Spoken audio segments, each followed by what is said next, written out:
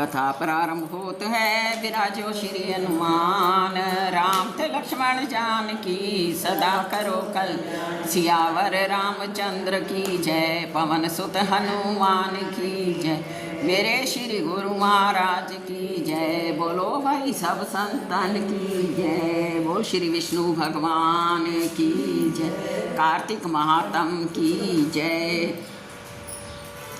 11वां अध्याय। नारद जी श्री ब्रह्मा जी से पूछने लगे कि हे ब्राह्मण, श्री व्यास जी और वशिष्ठ जी ने गृहस्थ आश्रम को सबसे श्रेष्ठ किस कारण माना है? जैसे सब नदियां समुद्र में आश्रय पाती हैं और सब जीव माता का आश्रय पाकर जीते हैं, वैसे ही सब आश्रम गृहस्थ का आश्रय लेते हैं। 6 प्रकार के भिक्षुक हैं। पहला है ब्रह्मचारी, दूसरा है सन्यासी, तीसरा है विद्यार्थी, चौथा गुरु पूजक, 5वां मुसाफिर और छठा है जीविका रहित। ये सब गृहस्थों का ही आश्रय है। ब्रह्मा जी कहने लगे कि हे नारद, इसमें हम तुमसे एक अति पुण्य देने वाला पुरातन इतिहास कहते हैं। उत्तानपाद राजा का पुत्र राज उत्तम था, जो बड़ा बलवान और समदर्शी था। उसने बदुला नाम की स्त्री से विवाह किया। राजा रानी दोनों ही अति प्रेम से रहने लगे। एक दिन राजा ने वेश्या का नाच देखते हुए मदिरा पान किया और मदिरा के नशे में रानी को भी मदिरा पीने के लिए कहा, किंतु रानी ने राजा का कहा नहीं माना। इस पर राजा ने क्रोधित होकर के सेवकों को आज्ञा दी कि वे रानी का किसी भी निर्जन वन में छोड़ आवें। सेवक विवश हो रानी को वन में छोड़ आए। राजा ने भी रानी के वियोग में दुखी होकर के दूसरा विवाह नहीं किया और प्रजा को पुत्र के समान पालने लगा। एक दिन एक ब्राह्मण आकर के कहने लगा कि हे राजन, कोई मेरी स्त्री को हर करके ले गया है। मैं उसके वियोग में अति दुखित हूँ, इसलिए तुम उसे ढूंढ करके लाओ। राजा कहने लगा कि महाराज, मैं नहीं जानता कि आपकी स्त्री को कौन और किधर और कहाँ ले गया है, तब आपकी स्त्री को कैसे ढूंढ करके ला सकता हूँ। ब्राह्मण कहने लगा कि हे राजन, तुम प्रजा से छठा भाग लेकर सबके रक्षक हो। मेरी स्त्री घर में सो रही थी, वहीं से कोई उसे हर करके ले गया है। अब आपका कर्तव्य है कि आप उसे कहीं से भी ढूंढ करके लावें। राजा कहने लगा कि मैंने तुम्हारी स्त्री को कभी नहीं देखा कि वे कैसे स्वभाव वाली और रूप वाली है।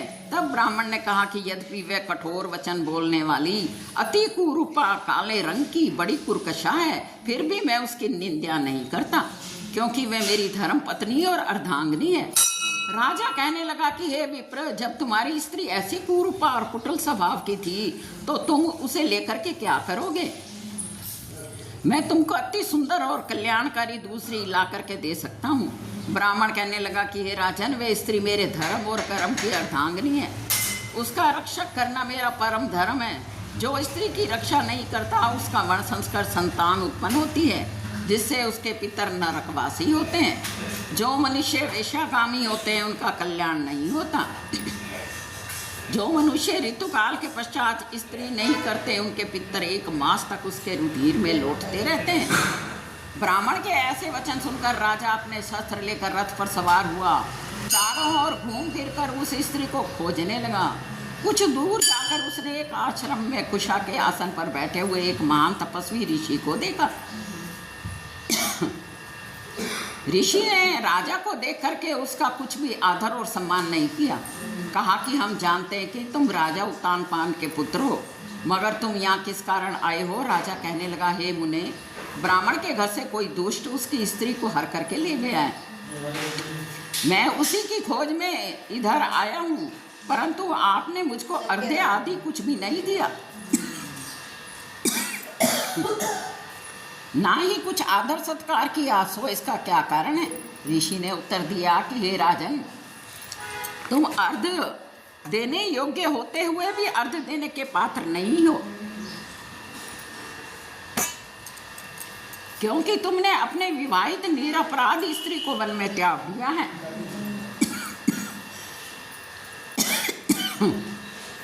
जहाँ स्त्री का ये धर्म है कि वे अपने पति की तन मन से सेवा करें और उसकी आज्ञा का पालन करे, वहाँ पुरुष का भी परम धर्म है कि वे अपनी पत्नी का यथोचित मान और सम्मान करते हुए उसकी रक्षा करे। जिस घर में स्त्रियों का मान होता है वहाँ देवता वास करते हैं, किंतु जिस घर में स्त्रियों का अनादर होता है उसका कभी कल्याण नहीं होता। इतना सुनकर लज्जा युक्त होकर राजा पूछने लगा कि भगवान, आप भूत भविष्य और वर्तमान तीनों काल का हाल जानने वाले हो, सो कृपा करके बतलाइए कि ब्राह्मण की स्त्री को कौन और कहाँ ले गया है। ऋषि कहने लगे कि हे राजन, अत्रि का पुत्र बलाक नाम का राक्षस उस ब्राह्मणी को उत्पलावर्त वन में हर करके ले गया है, सो जाओ उसको ढूंढ करके ब्राह्मण से सहयोग कराओ। राजा ने मुनि को प्रणाम किया और अपने रथ पर सवार होकर मुनि के बताए हुए उत्पलावर्त में वन में जा पहुंचा। वहां जाकर देखा कि स्त्री बेल फल खा रही है। जैसा ब्राह्मण ने बताया था वैसा ही उसका रंग रूप देखकर राजा ने उसको पहचान कर कहा कि हे कल्याणी, तुम इस वन में क्यों आई हो। ब्राह्मणी कहने लगी कि मैं अतिरात्र नामक ब्राह्मण की पुत्री और विलास के पुत्र की स्त्री हूँ। मैं अपने घर में अकेली सो रही थी कि बलाक नाम का राक्षस मुझको हर करके यहाँ ले आया है। उसने यद्यपि मुझको किसी प्रकार से ना तो कोई कष्ट दिया है, ना ही मेरा सतीत्व नष्ट करने की चेष्टा की है, परंतु फिर भी मैं यहाँ पर अति दुखी हूँ। राजा ने कहा कि हे ब्राह्मणी, वह राक्षस कहाँ गया है, मुझको तुम्हारे पति ने तुम्हें ढूंढने को भेजा है। ब्राह्मणी ने कहा कि वह इस वन के अमुक स्थान पर गया है, जाओ देखो। राजा ने ब्राह्मणी के बताए हुए स्थान पर वन में जाकर के राक्षस को देखा। राक्षस राजा के देखते ही उनके चरणों में गिर गया और कहने लगा कि कहिए राजन, क्या आज्ञा है, मैं आपका क्या कार्य करूं। राजा ने कहा कि हे निशाचर, तू उस ब्राह्मणी को क्यों लाया है। यदि उसके स्त्री बनाना चाहे तो वह अत्यंत कुरूपा और दुशीला है, यदि खाना चाहते हो तो वैसा क्या है। राक्षस कहने लगा कि हे राजन, मेरे घर में बहुत सी अप्सराएं हैं, उनको छोड़कर इस कुरूपा से करने की मैंने कभी इच्छा ही नहीं की और ना ही मैं मांस खाता हूँ। मैं तो केवल पूर्व जन्म के पापों का प्रायश्चित कर रहा हूँ। इस ब्राह्मणी को हर कर लाने का कारण केवल यही है कि इसका पति राक्षसों को मारने का मंत्र जानता है। जब हम यज्ञ के अन्न को ग्रहण करने के लिए जाते हैं तो वह हमको वहाँ से भगा देता है। सब यज्ञों में वही ब्राह्मण आचार्य हो है, सो उस ब्राह्मण को दुखी करने के लिए ही हमने उसकी स्त्री को हर लिया है, क्योंकि बिन स्त्री के पुरुष कर्म करने के योग्य नहीं होता। ऐसा सुनकर राजा विचारने लगा कि ये राक्षस भी हमारी निंदा ही कर रहा है और मुनि ने भी हमको अर्धे योग्य नहीं समझा। राजा अपने मन में विचार ही कर रहा था कि राक्षस हाथ जोड़कर कहने लगा कि हे राजन, अब आप प्रसन्नता पूर्वक मुझे जो आज्ञा देंगे मैं निश्चय ही उसका पालन करूंगा। राजा ने कहा कि हे निशाचर, तुम उस ब्राह्मणी को उसके घर पर छोड़ आओ और जब हम याद करें तब हमारे पास आ जाना। राजा की आज्ञा पाते ही वे राक्षस तुरंत उस ब्राह्मणी को उसके घर पर छोड़ने के लिए चला गया। अब राजा अपने मन में विचारने लगा कि हमने अपनी स्त्री को त्याग दिया है, अब हम कौन सा ऐसा पुण्य कर्म करें जिससे ये पाप दूर हो। राजा ऐसा विचार कर रथ पर सवार होकर उन्हीं मुनि के पास गया और प्रणाम करके उनसे अपना कर्तव्य पूछने लगा। मुनि ने कहा कि हे राजन, पुरुष के लिए स्त्री धर्म, अर्थ, काम और मोक्ष को देने वाली होती है। स्त्री के बिना पुरुष को इस लोक और परलोक में कभी भी सुख प्राप्त नहीं होता। स्त्री चाहे कैसी ही कुरूपा, खोटे स्वभाव वाली, मूर्ख, रोगी, दरिद्री क्यों न हो, परंतु पति को उसका त्याग नहीं करना चाहिए। राजा कहने लगा कि महाराज, मैंने अपनी पतिव्रता स्त्री को बिना अपराध त्याग दिया था, अब मैं क्या करूं। तब मुनि महाराज ने कहा कि हे राजन, तुम्हारी स्त्री को शतपात नामक नाग ने वन में घूमते हुए देखा था, सो वही उसे पाताल लोक में ले गया है। नाग की नंदा नाम की कन्या ने उसको अपने घर में छुपाया हुआ है, सो हे राजन, तुम्हारी स्त्री पाताल लोक में है।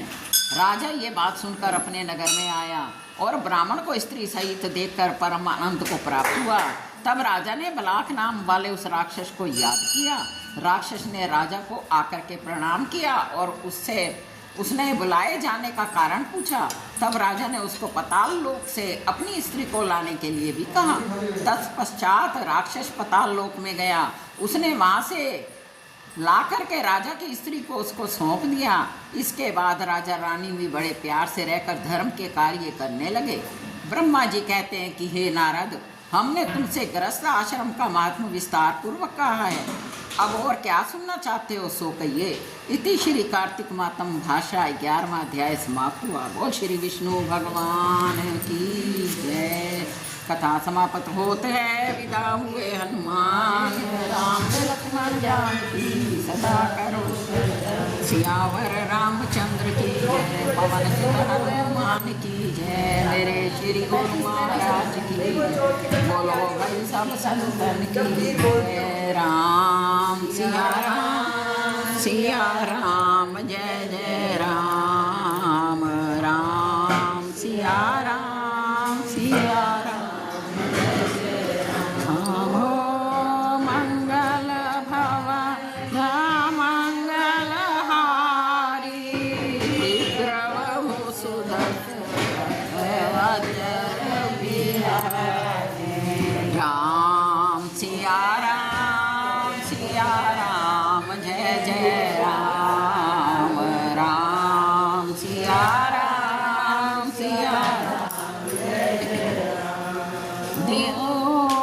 दीन दयाल विरज संभारी हरऊ नाथ मम संकट हारी। राम सिया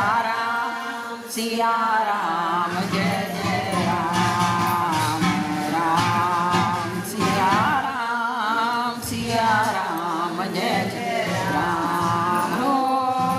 मंगल भवन मंगल हारी उमा सहित जय जपत मुरारी। राम सिया राम जय जय राम। राम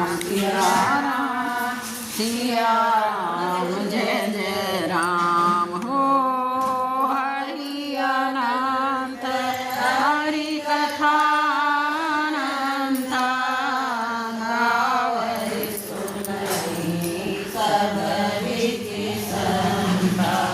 राम सिया राम जय जय राम। राम सिया राम जय जय राम। बोल साचे दरबार की जय। राम राम ए